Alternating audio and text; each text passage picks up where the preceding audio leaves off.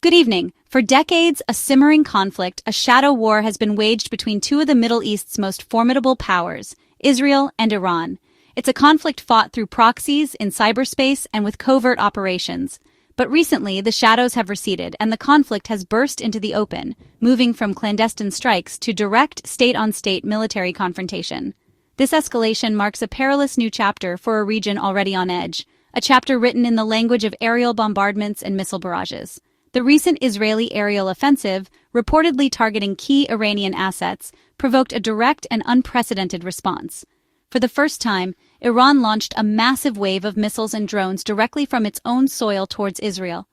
While Israel, with help from its allies, claimed a high interception rate, the attack itself crossed a critical threshold. It demonstrated Iran's willingness to engage in direct military action, fundamentally altering the strategic calculus for both nations and raising the specter of a full-scale regional war. Tonight, we're going to keep them honest. We'll look beyond the headlines and the rhetoric to provide a clear, factual breakdown of the military forces at the heart of this escalating crisis. We will compare the military strengths of both Israel and Iran, examine their armies, their air forces, their missile and drone capabilities, their sophisticated defense systems, and the ultimate unspoken factor, nuclear weapons. The goal is to understand the balance of power, the strategic advantages and vulnerabilities of each side as this dangerous showdown continues to unfold. When we talk about military strength, the first and most fundamental element is the human one, the soldiers, sailors, and airmen who make up the armed forces. On paper, when you look at sheer numbers, Iran appears to hold a significant advantage. The Islamic Republic of Iran boasts one of the largest standing armies in the Middle East, with an estimated 587,000 active-duty personnel.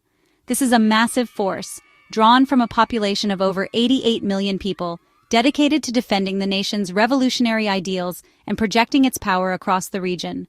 This active force is further bolstered by the Islamic Revolutionary Guard Corps, or IRGC, an elite ideological force that operates parallel to the regular army, the Artesh. The IRGC has its own ground forces, navy and air force, and it answers directly to the supreme leader. Beyond these active-duty soldiers, Iran can call upon a vast reservoir of trained reserves, the Basij, a paramilitary volunteer militia. Estimates of their total mobilizable strength vary widely, but they could potentially add hundreds of thousands, if not millions, to Iran's ranks in a prolonged conflict. This numerical superiority is a cornerstone of Iran's defensive doctrine. The strategy is one of deterrence through mass. The ability to field a large army is intended to make any potential ground invasion of Iran an incredibly costly, bloody, and protracted affair for any adversary. It's a strategy rooted in their experience during the brutal 8-year-long Iran-Iraq War, a conflict that seared the importance of manpower and territorial defense into the nation's psyche. It's about absorbing a blow and having the sheer numbers to endure and fight on. Now let's turn our focus to Israel. The Israel Defense Forces, or IDF, operate on a completely different scale and philosophy. Israel is a much smaller country, with a population of just over 9 million. Its active-duty military consists of approximately 170,000 personnel. This number is, on its face, dwarfed by Iran's standing army. But this figure doesn't tell the whole story. The IDF's true strength lies in its highly efficient and rapid mobilization system. In Israel, military service is compulsory for most Jewish citizens. After their mandatory service, soldiers are integrated into the reserve forces, where they remain until their 40s. This creates a massive, well-trained, and readily available pool of manpower. The IDF can call upon an additional 465,000 reserve soldiers, and history has shown they can be mobilized and deployed to the front lines with remarkable speed, often within 24 to 72 hours. This ability to rapidly expand its fighting force is a critical strategic asset. So while Iran has the advantage in standing, active-duty numbers, Israel can quickly close that gap through its reserve system. The result is a more comparable total mobilizable force of around 635,000 for Israel, versus the nearly 600,000 active personnel for Iran, not including their own vast reserves. It's a classic case of quantity versus the potential for rapid, qualitative deployment.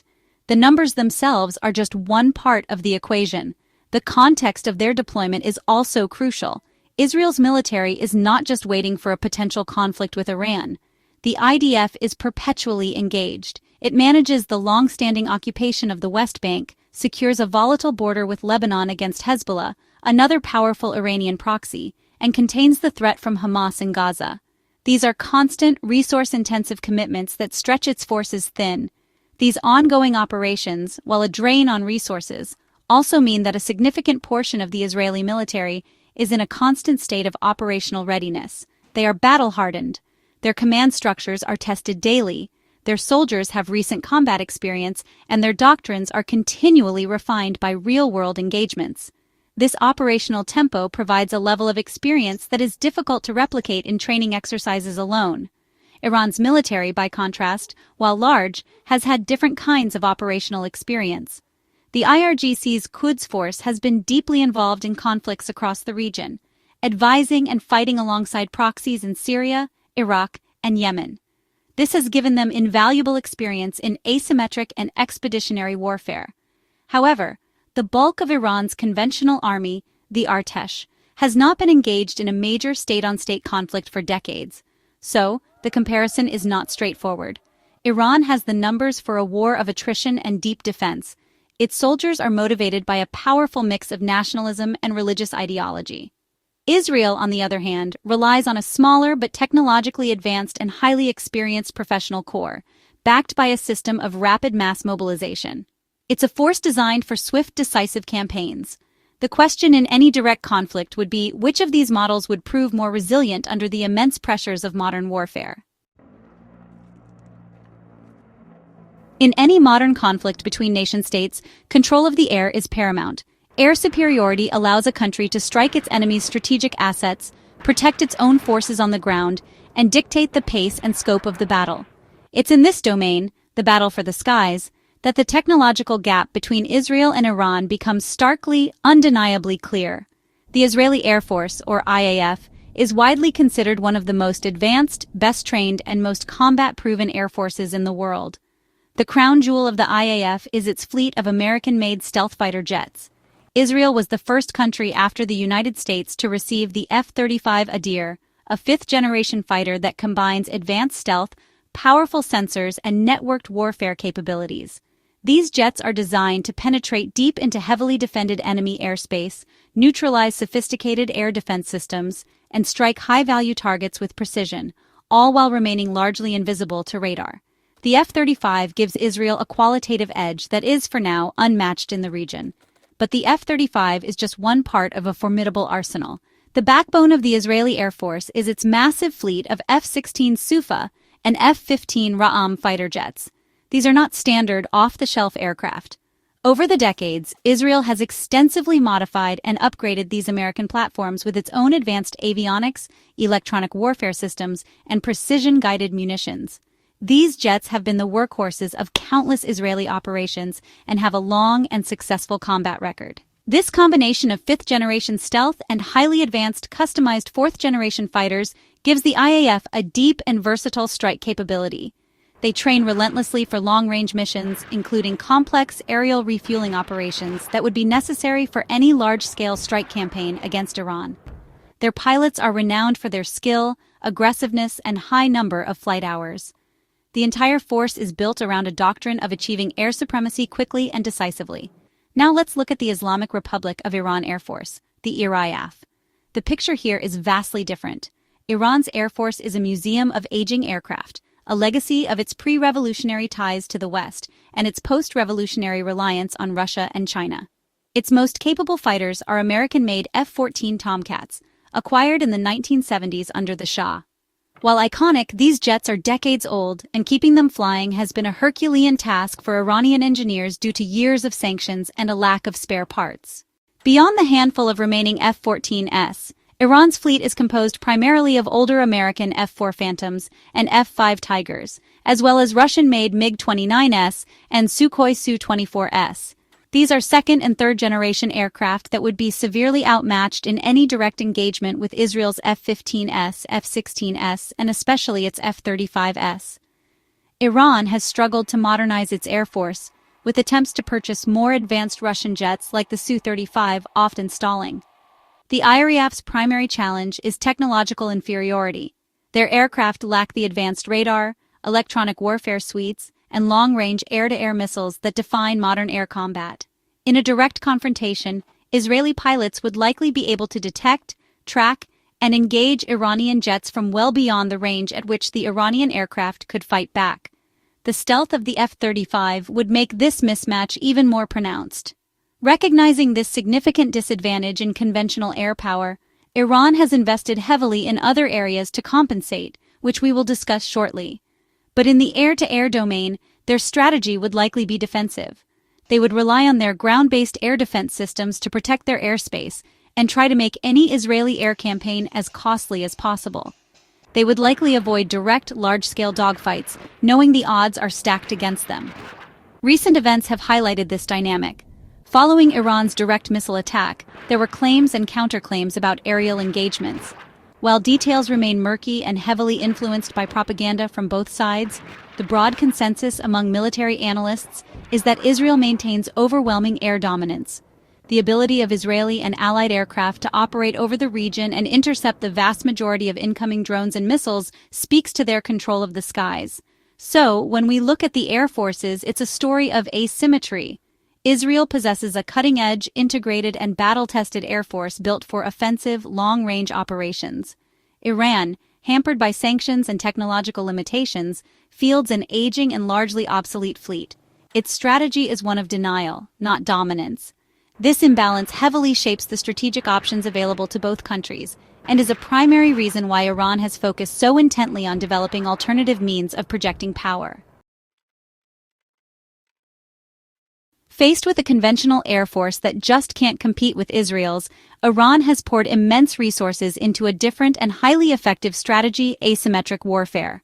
At the heart of this strategy is a massive and ever-growing arsenal of unmanned aerial vehicles or drones and a sophisticated ballistic missile program. This is Iran's so-called Great Equalizer, a way to bypass Israel's air superiority and honestly hold its cities and strategic infrastructure at direct risk.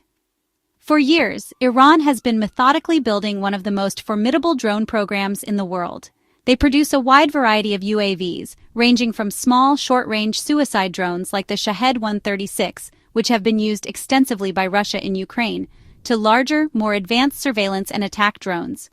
These aircraft are relatively cheap to produce, can be manufactured in large numbers, and can be launched from dispersed, difficult-to-target locations. The primary purpose of these drones in a conflict with Israel would be to overwhelm its air defenses. By launching hundreds of them in a single, coordinated wave, Iran hopes that some will get through. Even if the majority are shot down, they serve another crucial purpose. They force the Israeli air defense systems to expend their expensive interceptor missiles. It's a strategy of attrition, aiming to deplete Israel's defensive capabilities before the more powerful ballistic missiles arrive. And it's that ballistic missile program that represents the most potent threat Iran poses to Israel. Over the past 3 decades, Iran has developed a diverse family of liquid and solid-fueled missiles with ranges capable of striking any target in Israel. Models like the Shahab 3, based on a North Korean design, and the more advanced Ghadr and Sejal missiles form the backbone of this deterrent force. They are Iran's primary means of strategic retaliation. Iran's focus has been on improving the accuracy, reliability, and survivability of these missiles. They've invested in mobile launchers to make them harder to find and destroy before launch. They've also worked to develop maneuvering re-entry vehicles, or MARVs, that can make unpredictable movements as they approach their target, making them much more difficult for air defense systems like Israel's Arrow to intercept. The production rate is also a key factor. Iran is believed to be able to produce these missiles and drones at a significant rate, meaning they can replenish their stockpiles relatively quickly. This allows them to sustain a long-range bombardment campaign over a prolonged period. The sheer number of projectiles they can launch is a central element of their warfighting doctrine. It's about quantity having a quality all its own. The recent attack on Israel was a real-world demonstration of this strategy. Iran launched a complex, multi-layered attack involving a wave of slower-moving suicide drones, followed by cruise missiles, and finally, the fastest-arriving ballistic missiles. The goal was to have all the projectiles arrive in Israeli airspace at roughly the same time, creating a complex saturation problem for Israeli and allied defenders. It was, in a sense, a dress rehearsal for their doctrine. And now, a new and deeply concerning development has emerged. Iran claims to have successfully developed and used hypersonic weapons. A hypersonic missile travels at more than 5 times the speed of sound and can maneuver in flight, making it exceptionally difficult for any current air defense system to intercept. Iran unveiled a missile it calls the Fatah, claiming it has these capabilities. While Western intelligence agencies have not independently confirmed all of Iran's claims about the Fatah's performance, the very pursuit of such technology is a significant strategic development. If Iran can field a reliable hypersonic missile, it could potentially negate some of the key advantages of Israel's multi-layered air defense shield. It represents a quantum leap in their offensive capabilities and honestly raises the stakes of any direct confrontation considerably. So, Iran's missile and drone arsenal is not just a military tool, it's the cornerstone of its national security and foreign policy. It provides deterrence against attack, a means to retaliate for strikes against its interests, and a way to project power and influence across the Middle East, arming its proxies like Hezbollah and the Houthis with similar, if less advanced capabilities. It is the asymmetric sword they have forged to counter Israel's technological shield. In response to the ever-present and evolving threat of missile and rocket attacks, not just from Iran, but also from its proxies in Lebanon and Gaza, Israel has invested billions of dollars to create what is arguably the most sophisticated and multi-layered integrated air defense system in the world. It's a shield of unprecedented complexity, designed to provide a near-hermetic seal over the nation's skies. It's not one single system, but a system of systems, each designed to intercept a specific type of threat. The most famous layer of this shield is the Iron Dome. Developed with significant U.S. funding, Iron Dome is designed to intercept short-range rockets and artillery shells, the kind fired by Hamas from Gaza or Hezbollah from Lebanon.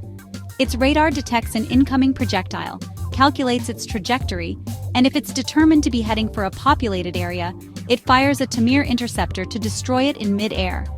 Iron Dome has had a remarkable success rate, reportedly over 90%, saving countless lives and preventing widespread damage. Moving up the ladder of threats, the next layer is David's Sling. Also co-developed with the United States, this system is designed to bridge the gap between Iron Dome and the upper-tier systems. David's Sling is tasked with intercepting medium to long-range rockets, short-range ballistic missiles, and crucially, cruise missiles. These are the kinds of advanced weapons possessed by both Iran and Hezbollah. It uses a powerful multi-mission radar and a 2-stage stunner interceptor to engage threats at greater ranges and altitudes than Iron Dome. At the very top of this defensive pyramid is the Arrow system, specifically Arrow 2 and the more advanced Arrow 3. This is Israel's primary defense against long-range ballistic missiles, the kind that Iran would launch from its own territory. The Arrow system is designed for exo-atmospheric interception, meaning it meets the incoming missile outside of the Earth's atmosphere, in the vacuum of space. The Arrow 3 interceptor is a hit-to-kill vehicle, destroying the threat through sheer kinetic impact at hypersonic speeds. The recent Iranian attack was the largest and most complex test this integrated system has ever faced, and by all public accounts, it performed exceptionally well. Israel, with critical assistance from the United States, the United Kingdom, Jordan, and France, reported intercepting 99% of the more than 300 drones, cruise missiles, and ballistic missiles launched by Iran. It was a stunning defensive achievement and a powerful demonstration of the system's capabilities. However, the success came at a cost. The interceptor missiles for these systems are incredibly expensive. A single Tamir interceptor for Iron Dome costs tens of thousands of dollars, while an Arrow 3 interceptor can cost several $1 million. In contrast, the drones and rockets they are shooting down are comparatively cheap. This creates a significant economic challenge. A determined adversary could try to bankrupt Israel's defense by launching massive waves of cheap projectiles, forcing it to expend its costly interceptors. Recognizing this vulnerability, Israel has been racing to develop the next evolution in air defense-directed energy weapons. The Iron Beam is a high-powered laser system designed to complement Iron Dome. Instead of firing an expensive missile, Iron Beam can destroy incoming rockets, mortars, and drones with a focused beam of light. The cost per shot is negligible, just a few dollars for the electricity required. Once operational, Iron Beam could fundamentally change the economic equation of air defense. It would allow Israel to handle the high volume of cheaper threats with the laser, saving the expensive interceptor missiles for the more sophisticated and dangerous targets like ballistic and cruise missiles. It represents a potential game-changer in maintaining the long-term viability of Israel's defensive shield against a campaign of attrition. But no system is perfect. The 99% success rate in the recent attack was a best-case scenario, with ample warning time and significant help from allies. In a more sudden, large-scale conflict with simultaneous attacks from Iran, Hezbollah in Lebanon, and other proxies, the system would be stretched to its absolute limit. A small number of missiles did get through in the recent barrage, causing minor damage to an airbase. This proves that saturation is still a viable strategy. If an enemy launches enough projectiles from enough directions at the same time, the sheer volume can overwhelm even the best defenses. A 1% failure rate sounds impressive, but 1% of 1,000 missiles is still 10 missiles hitting their targets. And if one of those happens to be carrying an unconventional warhead or hits a critical infrastructure site, the consequences could be catastrophic. Israel's shield is strong, but its enemies are constantly searching for cracks. We now arrive at the most sensitive and dangerous aspect of this rivalry, the one that operates in the deepest shadows and carries the highest stakes, the nuclear question. It's the ultimate backstop to all conventional military calculations, a dimension of the conflict where ambiguity, denial, and deterrence reign supreme. Both Israel and Iran are, in their own ways, threshold nuclear states, and this reality shapes every strategic decision they make. Let's begin with Iran. Officially, Iran's position, repeated for years by its leaders, is that its nuclear program is entirely peaceful, intended for energy production and medical isotopes. The supreme leader, Ayatollah Ali Khamenei, has even issued a fatwa, a religious edict, declaring the production, stockpiling, and use of nuclear weapons to be forbidden under Islam. This remains their public and diplomatic stance. However, the international community, and particularly Israel and the United States, remain deeply skeptical. For years, the International Atomic Energy Agency has reported that Iran has not been fully transparent about its activities. And critically, Iran has been enriching uranium to levels far beyond what is necessary for civilian power generation. They have accumulated a significant stockpile of uranium enriched to 60% purity, which is just a short, technical step away from the 90% purity needed for a weapon. This breakout time, the time it would take for Iran to produce enough weapons-grade uranium for a single bomb, has shrunk dramatically. Many analysts now believe it could be a matter of weeks or even days. While turning that fissile material into a deliverable nuclear warhead that can be mounted on a missile would take longer, perhaps a year or more, Iran is closer to a nuclear weapons capability than it has ever been. This pursuit is the single greatest source of tension with Israel. For Israel, an Iranian nuclear bomb is considered an existential threat, a red line that cannot be crossed. Israeli leaders have repeatedly stated that they will not allow Iran to obtain nuclear weapons, implying that they would take preemptive military action to prevent it. This was the logic behind Israel's 1981 strike on Iraq's Osirak reactor and its 2007 strike on a suspected Syrian nuclear site. The precedent is clear. This brings us to Israel's own nuclear program. Israel maintains a policy of nuclear ambiguity or nuclear opacity. It has never officially confirmed or denied that it possesses nuclear weapons. The official line is that Israel will not be the first country to introduce nuclear weapons to the Middle East. This carefully crafted phrase leaves open the possibility that they already have them and would use them in retaliation if another country were to use them first. Despite this official ambiguity, it is widely accepted by military analysts and foreign governments that Israel has a sophisticated nuclear arsenal. The program is believed to have started in the 1950s with French assistance at the Negev Nuclear Research Center near the town of Dimona. While never subject to international inspections, it is the center of Israel's nuclear capability. Estimates of the size of Israel's arsenal vary, but the consensus among non-governmental organizations like the Federation of American Scientists is that Israel possesses somewhere between 90 and 400 nuclear warheads. This is a significant and highly credible deterrent force. The assumption is that Israel has developed a nuclear triad, the ability to deliver these weapons by land, sea, and air. This would likely include warheads for its Jericho series of medium-range ballistic missiles, gravity bombs that could be delivered by its F-15 and F-16 fighter jets, and most critically for a second strike capability, submarine-launched cruise missiles. Israel's fleet of German-built Dolphin-class submarines are widely believed to have been modified to carry nuclear-tipped cruise missiles, ensuring that even if Israel were devastated by a first strike, it could launch a catastrophic retaliatory attack from the sea. So we have a deeply unstable standoff. Iran is on the verge of being able to produce a nuclear weapon, driven by a desire for a deterrent against what it sees as Israeli and American aggression. Israel, already possessing a powerful and undeclared nuclear arsenal, is determined to prevent Iran from joining the club. This creates a dangerous bomb in the basement dilemma, where miscalculation or a preemptive strike based on faulty intelligence could lead to an unimaginable catastrophe for the entire region and the world. As we've seen, the military balance between Israel and Iran is a complex tapestry of asymmetries. Iran holds a clear advantage in manpower and has developed a formidable arsenal of drones and ballistic missiles to project power and compensate for its aging conventional forces. It's a strategy built on mass, attrition, and the ability to inflict pain from a distance. Israel, in contrast, relies on overwhelming technological superiority, particularly in the air, and a highly sophisticated, multi-layered defensive shield to protect its homeland. Its strength lies in precision, training, and a qualitative edge that is, for now, unmatched. This precarious balance is held in check by the shadow of the ultimate weapon. Israel's undeclared but widely acknowledged nuclear arsenal provides a powerful deterrent, while Iran's push towards the nuclear threshold constantly threatens to upend the entire strategic equation.